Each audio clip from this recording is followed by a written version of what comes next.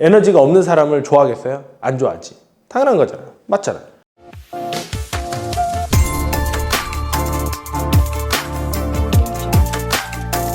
이것도 지난 시간에 이어서 유튜브에서 가장 많이 사람들이 검색을 하고 있고, 또 내용 역시도 겹치는 내용 중에 세 가지를 정해가지고 여러분들께 안내를 해드리는 거예요. 맨날 제 얘기만 하는 것보다 많은 사람들이 공통적으로 이야기하는 일반론이 결론은 성공하는 지름길이기 때문에 여러분들께 말씀을 드리겠습니다. 첫 번째가 루틴을 만들어라. 저도 일을 해보니까, 사실 설계사 하다가 지금 지사장 해보니까 일이 좀 편해질 줄 알았는데 개뿔이 편해지기는 안 편해졌어요. 이 루틴이 엄청 중요해요. 예를 들면은 내가 아침에 6시 반에 일어나. 그럼 맨날 6시 반에 일어나세요. 이걸 들쑥날쑥 하시면 안 돼. 그 다음에 하루 할 일 중에 일과가 몇 개 정해진 게 있을 거예요. 뭐 설계사 기준으로 뭐 청약을 10개 한다든가, 고객한테 10명 전화를 한다든가, 문자를 일주일에 한 번씩 보낸다든가, 이런 게 정해지는 게 있어요. 그 다음에 뭐 새로운 사람이랑 뭐 점심을 일주일에 한 번은 꼭 먹겠다든가, 이런 게 정해지는 게 있으면은 이거를 깨지 않고 그냥 가야 돼요. 근데 여기 만들어라고 써 있잖아요. 일단 지키는 건 두 번째고, 루틴 자체가 없는 사람이 많아요. 루틴 자체가. 그러니까 만들어라는 거예요. 만들어라는 거. 그 루틴도 역시 지난번에 말씀드렸던 매력이랑 비슷한 거예요. 틀린 루틴, 맞는 루틴 이런 게 없어요. 내가 정해놓고 꾸준히 할 수 있는 게 그게 바로 루틴이에요. 예를 들면 테니스 선수가 그냥 테니스 선수들이 그냥 공을 치면 되는데, 나는 꼭 3번을 꼭 땅바닥에 튀겨야 되고, 그 다음에 공을 1초 동안 뭐 들고 있어야 되고, 이런 게 있어요. 아니면 신발끈을 미리 뭐 한 번 더 끝까지 한번 매듭을 지어봐야 되고, 이런 걸 하지 않으면 막상 게임에 들어가게 되면 그 루틴이 깨져가지고 초조해진다고 해야 되나? 예, 게임이 생각대로 잘 안 풀리는 경우가 있어요. 그게 뭐냐면 루틴을 제대로 만들지도 않았고 루틴을 하지 않았기 때문에 그러는 거예요. 뭔 말인지 아시죠? 그러니까 여러분들이 이 뻔한 그러니까 루틴이라 그래가지고 또 되게 또 근사한 거 막 만들려고 하는 경우가 있는데, 그런 거는 중요한 게 아니에요. 그냥 내가 꾸준히만 할 수 있으면 된다 라고 이렇게 좀 쉽게 제가 먼저 말씀을 드리겠습니다. 자, 그 다음에 열정을 가져라.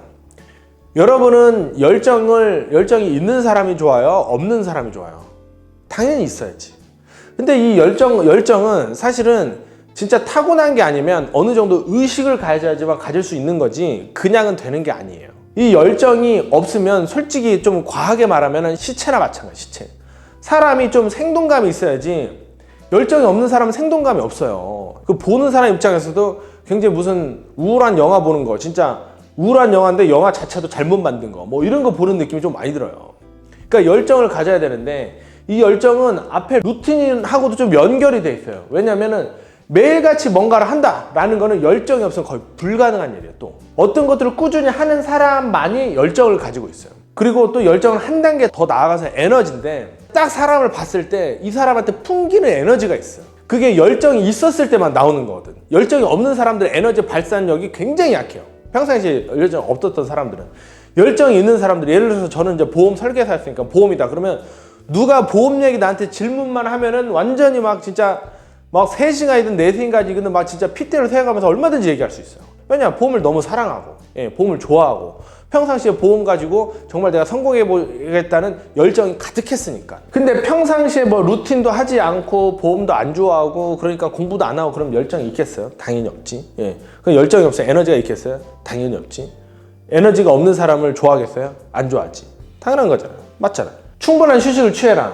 여기서 다소 오해가 있을 수 있는데, 이 앞에 거 하는 사람이 휴식을 취하라는 거지, 루틴도 없고 일도 안 하고 뭐 에너지도 없고 열정을 갖고 있으면은 굉장히 사람이 피곤해. 어떻게 보면 솔직히 말하면 나 이거 막 목소리만 크게 해도 피곤해요. 뭐 여러분 다 아시잖아요. 그런 사람이 좀 쉬어야지. 뭐 평상시에 쉬는 건지 일하는 건지도 모르겠는데 휴식을 취하라, 이런 내용이 아니에요. 왜냐, 사람은 기계는 아니에요. 생물이란 말이에요. 생물은 어느 정도 에너지를 쓰면 쉬어줘야 다시 그 에너지가 나와요.